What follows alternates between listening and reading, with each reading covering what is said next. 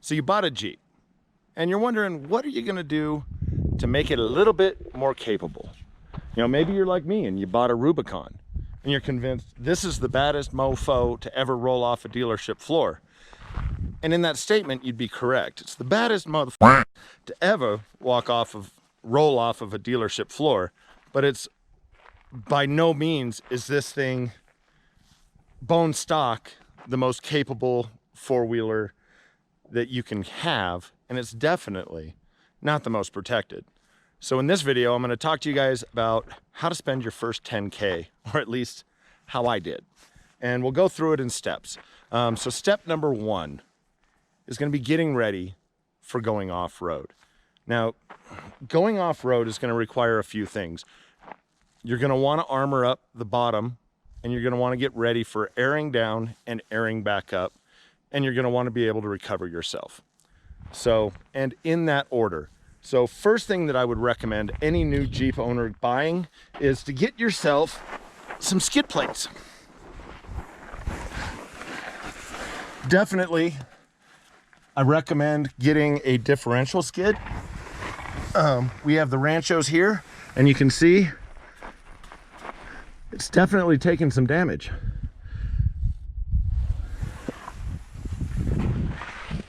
Now let's look underneath the center part of the Jeep, and we'll talk about the next bit of armor that I definitely recommend getting.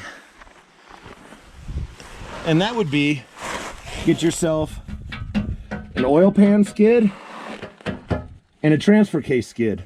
As you can see, it's definitely taken a bit of damage. And I'm snagging stuff. So you're gonna grind on rocks no matter how high you lift. You're always gonna be out there playing and always pushing yourself, so you're always gonna grind a bit. Now it's one thing that the Jeep kind of lacks on from the factory anymore. The JLs don't have great skid plate packages, but on the bright side, there are some great skid plate packages available for not that expensive. Now, one thing to look for when you're buying a skid plate package system is you want your oil pan to mount to your suspension arms. Or you don't want it to mount to your suspension arms. You want it to mount to your engine mounts. And there's a reason for that. When you go to lift your Jeep, you want your engine mounts or your suspension mounts to be free and clear and completely customizable. So the first set of skids that we ordered, that I ordered for Snowflake, actually mounted to right here. And we couldn't use them because it actually mounted to up here, the factory spot. And with the TerraFlex kit, we had relocated those bushings, so it wouldn't have worked. So we actually had to return it and get these. And these have been really nice, heavy duty steel, really well mounted, really well positioned. And links for all of this stuff will be down in the description. If you see a .amzn, then know that that is a affiliate link. And while it doesn't cost you any more, what it does do is send some of Jeff Bezos's profits my way to help out the channel. So I definitely appreciate it. If it doesn't say .amzn, then it's probably a Northridge link. I'm not an affiliate of them. I just love them. They're awesome. So then, once you're all skidded up and you're armored up, you know, depending on the bumper package that you get, if you ordered your Jeep with the steel bumper packages, then I would just recommend just buying yourself a winch plate and mounting a winch up on the front. That's your first step in recovery. But then step number two, after armoring, is to get yourself a way to air up and air down. We've had really good luck with Stons. Stons are a auto deflation device. You just thread onto the tire valve and it automatically lowers your tire pressure down to whatever you set it at. If you're not running bead locks, I don't advise going below about 12 PSI. I've got my Stons set for 13. Stevie's are set for like 13.5, 14. Lowers down your air pressure. Allows your tires to become part of the suspension, and it also allows them to absorb and shape themselves around rocks. You get a lot better traction.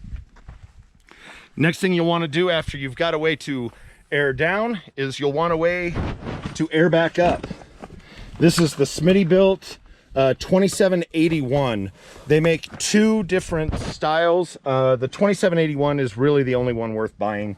The other one is really small, and it's pretty damn slow. So get the 2781, again, links down below.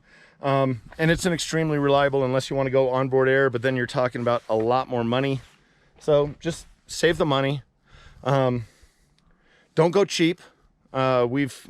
We've had okay luck with the $60 compressor from Harbor Freight. Takes a lot longer, and eventually it will start thermal cycling. And the last thing you want to do is be stuck at 13 psi with a 50-mile highway drive until you can get to some service shop or something where you can get air. So now we've got air down, we've got air up. Next step is you want to be able to do some basic recovery. So grab my recovery bag, and some of the basic things you'll want to have. You don't have to have all of this, but you want to have a basic, this is a recovery strap. That's actually a kinetic strap.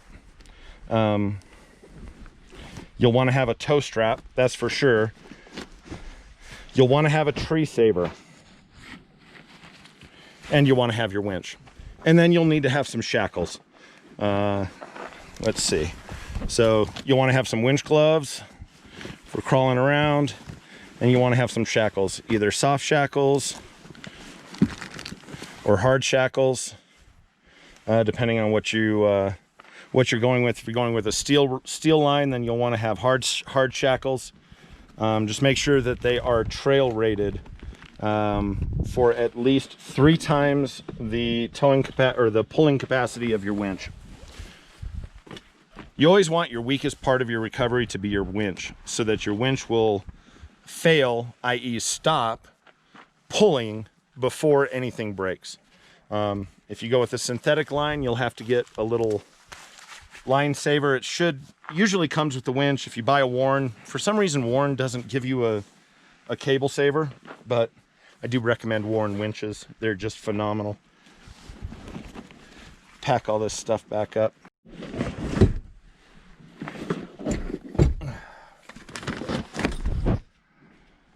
And then for any other kind of trail repairs and that kind of stuff, you want to have a fairly decent toolkit. And these are just starting, obviously. These are things that I carry with me at all times. I always carry an air kit or a toolkit. I always carry my air up and my air down. I always carry my recovery. You may want to add some toys and that kind of stuff, and electronics if you want to do that. Electronic tools make life a little bit easier up on the trail. But now you've got the 3 basics covered. You're armored up, you can air down, you can air back up, and you can recover yourself. Ideally, get out and play. Stock height, stock tires, stock wheels. Get out and play and see what your Jeep can do, because it will astound you with what you can do with a stock Jeep and where they'll go. And when you're armored up and you can get yourself out and you can get yourself home, your stress level goes way down and you have a lot more fun. But once you start rocking or just trail running, you can decide what kind of wheeling you like to do. Are you an overlander? Is that what you really enjoy doing, is just getting out on forest roads, ranger roads, and getting way deep out in the hills? Are you a rock climber and that's what you really enjoy doing? And build your Jeep then accordingly. You know, at that point, then you start looking at the next step.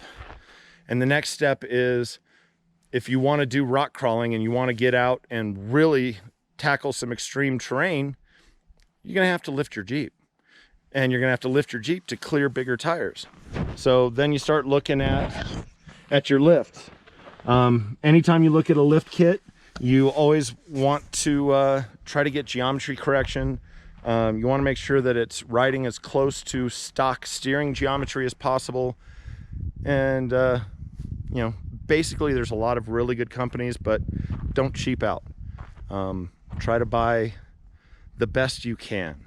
You know, companies like TerraFlex put out a great, their mid to upper line kits, and their upper line kits are phenomenal. Evo puts out an amazing kit. Rock Crawler puts out an amazing kit. Genrite has an amazing kit.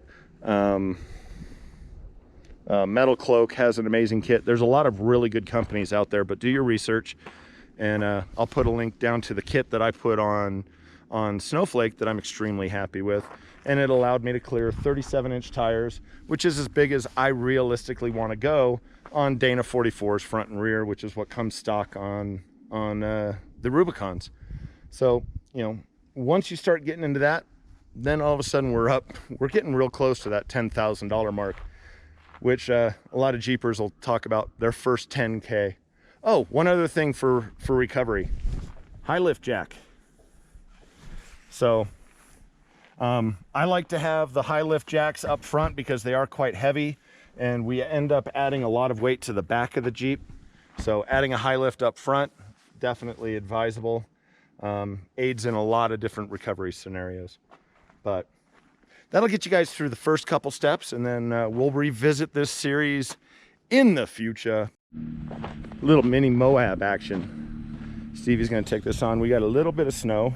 Might make this obstacle refreshingly a little challenging for Gigi and Snowflake. Quite a few people have broken. There's a nice little boulder pile over here. We got the Moab ledges in true Moab fashion. Yeah, some of the snow could make it a little difficult. Could make traction interesting.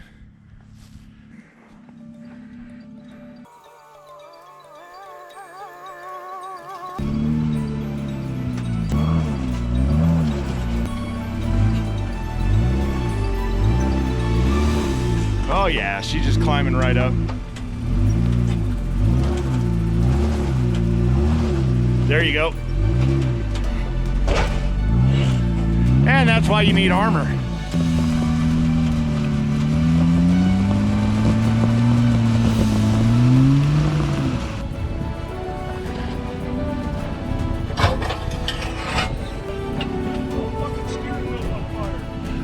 Damn steering heater. First world problems.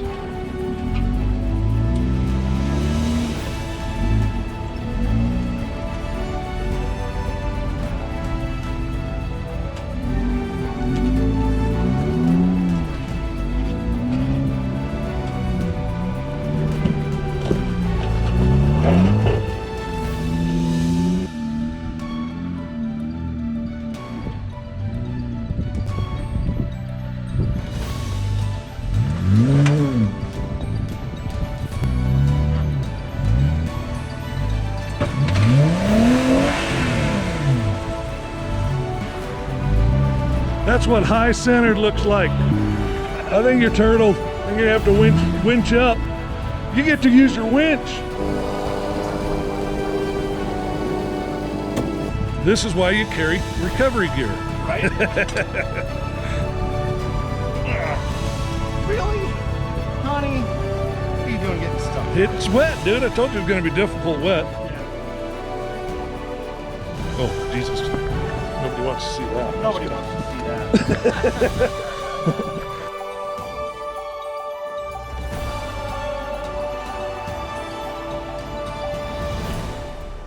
There you go, Jeff. What are you doing there and why? So soft shackle, feeding it through my what the hell is that called? Fair lead. No, Fairlead is down there. I don't know, that thingy. That thingy. The Factor 55. And the nice thing about soft shackles, comes with this pre-woven loop. You just put the loop over the ball, have the ball up, and that's stronger than metal shackles.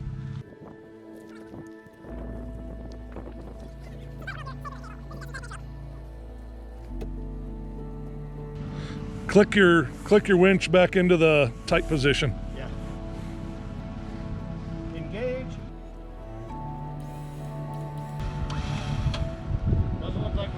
on rocks. I don't need my cable guard. Nope.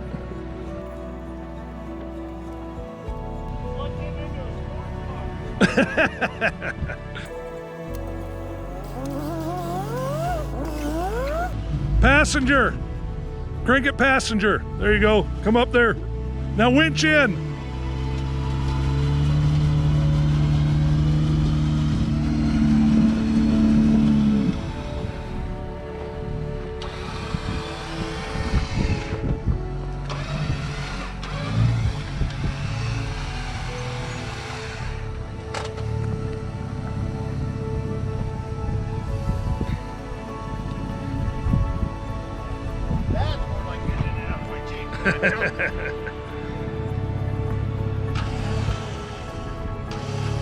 Forget to put it in park. That's why I started slow. I was like, Yeah, it's in park.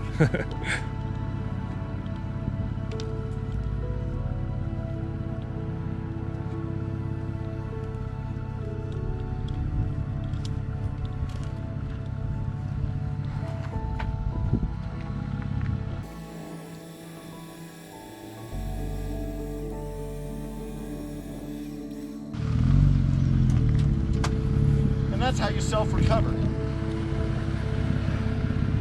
Was that fun? That was fun, actually. I like pulling cable. That was a good time. So we spotted another line. Oh, yeah, and just for reference, that's why number 3 is recovery gear. Because you never know when you're gonna have to pull cable, and if you're not pulling cable, you're not trying. Just like if you're not falling while skiing, you're not skiing. So Stevie's found another line. I'm gonna go loop around, and we're gonna try this.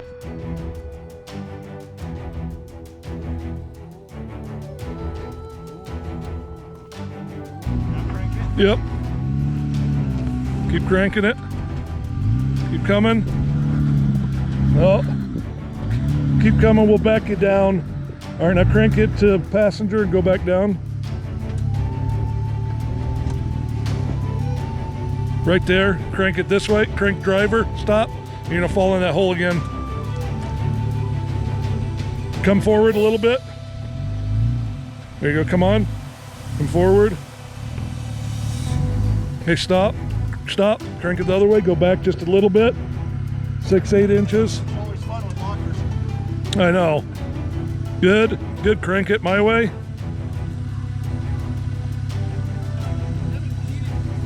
I know. All right, come on forward. Right there, see if you can bump up that, come up that. There you go. Come up. You're on the other side. There you are, yep, keep coming. Keep coming, keep coming, keep coming. Come on. Go driver just a tad, just right there, come on forward. Keep coming. Keep coming. Keep coming. Oh. Back up, yep, just a slight bump. Go straight back. Straight back, crank your wheel a little bit more, passenger. Right there. Give it a little gas. There you go. That was the line. Crank passenger. Passenger, or come forward, keep coming. Keep coming, there you go. That was the line, yep. Beautiful, beautiful. My buddy. Now, why didn't you have me take that line, Jeffrey?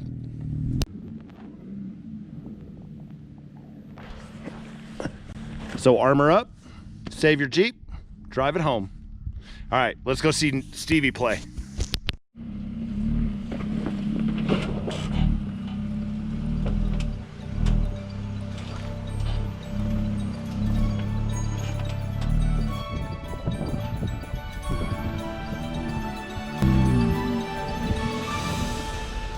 All right, there's the ledge.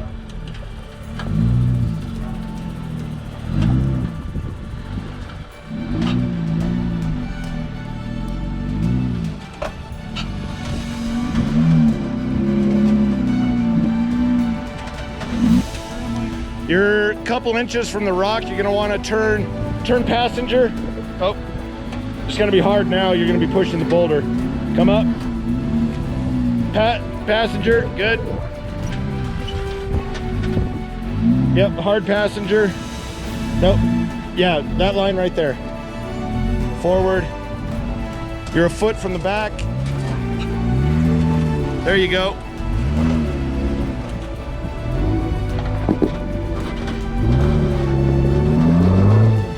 There you go. And for those of you playing along at home, every time I say there you go, take a shot. All right, well, we've done a couple lines out here at Mini Moab, and it's been a lot of fun, but I think we're gonna call it a video and head on back, put it in two-wheel drive, and the rest of Rainbow Falls is pretty much a two-wheel drive trail, but yeah. Peace out. Deuces, guys. Love y'all. Shiny side up, rubber side down. See you in the trails, see you in the canyons, all that fun shit. Bye.